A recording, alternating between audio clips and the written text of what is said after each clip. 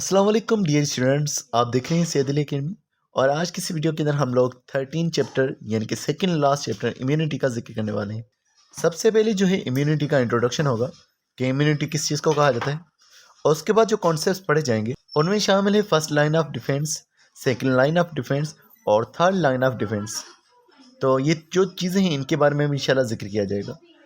तो सबसे पहले इस चैप्टर के इंट्रोडक्शन का जिक्र करें तो इसके हवाले से पहले पैराग्राफ के अंदर यहाँ पे मौजूद है कि no matter how much hygiene one keeps, our body is always expose to pathogenic organism such as viruses, bacteria etcetera.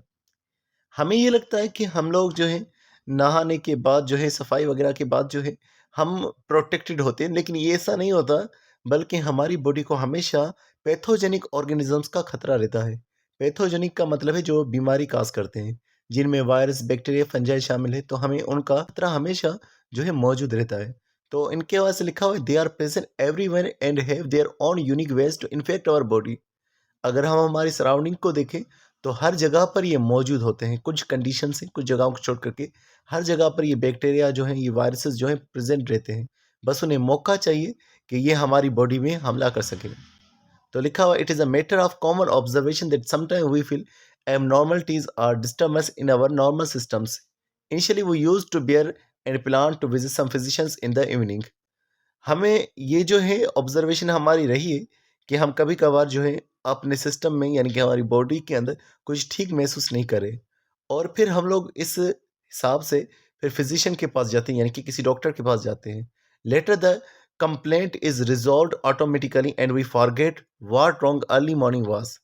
तो मिसाल के तौर पर अगर हमें सुबह के टाइम पे कुछ गड़बड़ महसूस हुई थी, हम शाम के टाइम पे डॉक्टर के पास गए, तो थोड़े ही टाइम के बाद ये जो मामला था जिसकी वजह से हमें गड़बड़ महसूस हुई थी, हमारी बॉडी के सिस्टम से किसी काम नहीं कर रहे थे, वो सब कुछ जो है वो ठीक हो चुका होता है। तो इसी हवाले से लिखा हुआ है this miracle happens due to the immunity of our body which may be defined as the resistance of our body against pathogenic living organisms and living things. तो ये जो मुआवजा हुआ कि हमारी बॉडी खुद ब खुद ठीक हो गई, ये जो है इम्यूनिटी की वजह से हुआ था। हमारी बॉडी के अंदर एक सिस्टम है जो हमारी बॉडी को बचा रहा होता है इन्हीं तमाम चीज़ों के हवाले से। तो इसकी डेफिनेशन के तौर पर लिखा हुआ है कि ऐसा रेजिस्टेंस हमारी बॉडी का ऐसा सिस्टम बचाने वाला जो पैथोजेनिक लिविंग ऑर्गेनिज्म से बचा रहा है, यानी बीमारी वाले ऑर्गेनिज्म से हमें बचा रहा है। Due to the immunity we not only check the entry pathogens our body but also the toxins they released after gaining access into our body. तो इन्हीं इम्यूनिटी की वजह से हमें जानदारों का भी पता चलता है और उनके केमिकल्स का भी हमें मालूम पड़ता है कि जो केमिकल्स, जो टॉक्सिन्स उन्होंने हमारी बॉडी में दाखिल किए हुए हैं। However it is not the end of the defence tale, we do check and destroy our own abnormal cells as well as the foreign cell in our body. तो defence के हवाले से ना सिर्फ हम माइक्रो ऑर्गेनिजम्स को मार रहे हैं, बल्कि हमारे अंदर खुद बनने वाले जो सेल्स होते हैं, जो ख़राब सेल्स होते हैं, या बाहर से आने वाले कोई ख़राब सेल्स हैं, हम उनको भी जो है ख़त्म कर रहे होते हैं। तो आगे इसी इम्यूनिटी के हवाले से लिखा हुआ है immunity is conferred to the animals through the activities of the immune system. ये जो इम्यूनिटी है इसका जो ज़्यादा फ़ायदा है वो एनिमल्स को हासिल होता है, और वो एक पूरा सिस्टम बना हुआ है जिसको इम्यून सिस्टम कह रहे होते हैं। इम्यून सिस्टम के अंदर क्या है, तो लिखा हुआ it is a collection of cells and protein that work in integrated fashion to protect the body from potentially harmful infectious micro organisms.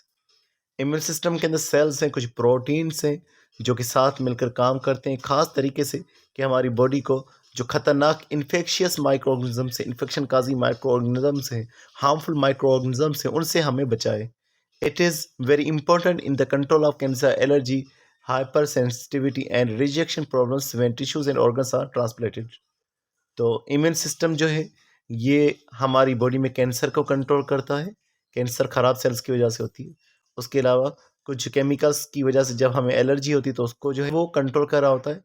और हाइपर सेंसिटिविटी का मतलब है कि किसी इंसान का ज़्यादा सेंसिटिव होना, जब उसके अंदर कोई ऑर्गेनिज्म जो है वो दाखिल हो रहा है, एलर्जी की वजह से भी जो है ये सेंसिटिविटी हो सकती है।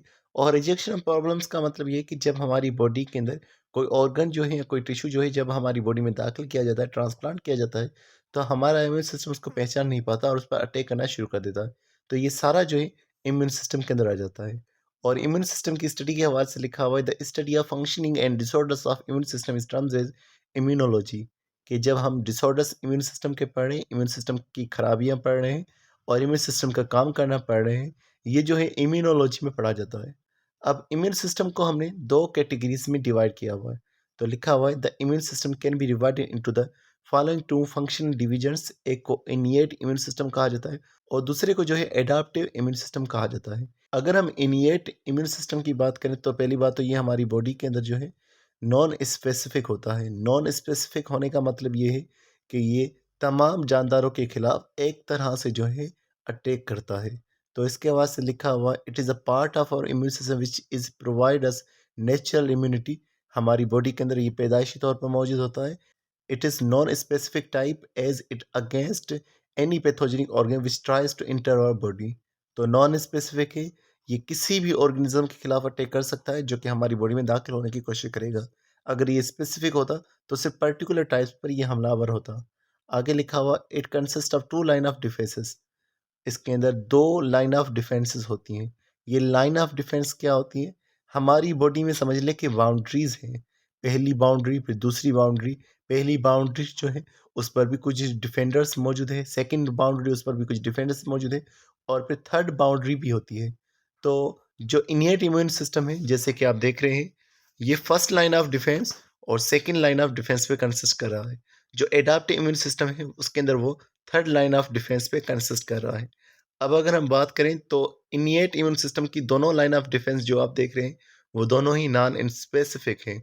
और सबसे पहले अगर हम देखेंगे तो जो फर्स्ट लाइन ऑफ डिफेंस है उसमें 2 चीज़ें आ रही हैं, एक फिजिकल बैरियर्स और दूसरे बायोकेमिकल बैरियर्स। फिजिकल बैरियर्स में हमारे स्किन मौजूद है। स्किन जो है जो हमारी एपिडर्मिस है, तो ये जो है माइक्रो ऑर्गेनिजम्स को रोक रही है।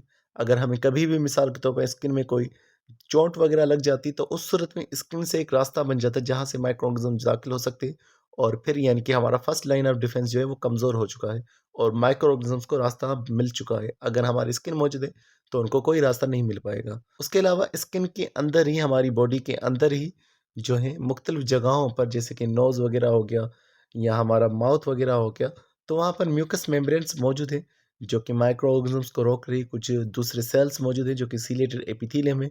बायोकेमिकल बैरियर्स में देखें तो सलाइवा है, म्यूकस है, एसीएल है, गैस्ट्रिक जूसेस है, टीयर्स है और उसके अलावा स्पर्माइन है। तो ये कुछ केमिकल्स हैं। सलाइवा तो आपको पता है माउथ के अंदर होता है।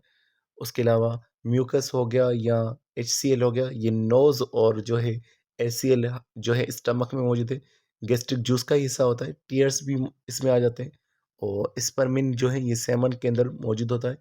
उसके अलावा अगर हम बात करेंगे तो ये भी ज़हन में रखिएगा कि फर्स्ट लाइन ऑफ डिफेंस में एक तो हमारा स्किन आ रहा है और दूसरा डाइजेस्टिव सिस्टम और रेस्पिरेटरी ट्रैक्ट आ रहा है, क्योंकि ये रास्ते हैं, मुंह के ज़रिए से भी कोई चीज़ दाखिल हो सकती है, तो इसी तरह से नोज़ के ज़रिए से भी कोई चीज़ दाखिल हो रही है। तो ये म्यूकस मेम्ब्रेन और जो सिलेटेड एपिथेलियम है, दरअसल ये माउथ और नोज़ के अंदर के हिस्से होते हैं और ये जो सीक्रेशंस आप देख रहे हैं, सलाइवा हो गया, म्यूकस हो गया, ये इन्हीं जगहों के कुछ जो हैं रास्ते हैं कि ये वहीं पर आ जाते हैं। जैसे सलाइवा माउथ में आता है, म्यूकस भी माउथ में आ जाता है और इसी तरह से म्यूकस जो है ये हमारे नोज़ के अंदर भी आ जाता है।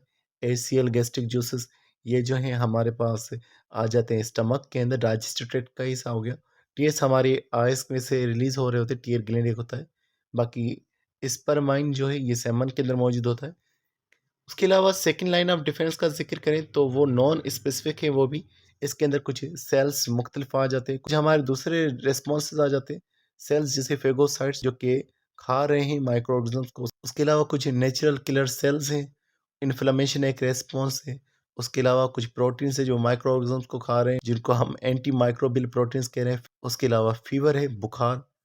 और ये जो हैं नॉन स्पेसिफिक हैं, यानी ये किसी भी माइक्रो ऑर्गेनिज़्म की एंट्री पर काम कर सकते हैं। अगर हम एडाप्टिव इम्यूनिटी का ज़िक्र करें जिसके अंदर थर्ड लाइन ऑफ डिफेंस आ रही है जो कि प्योरली स्पेसिफिक है, यानी कि कुछ खास जानदारों के खिलाफ ही ये जो है काम करेगी।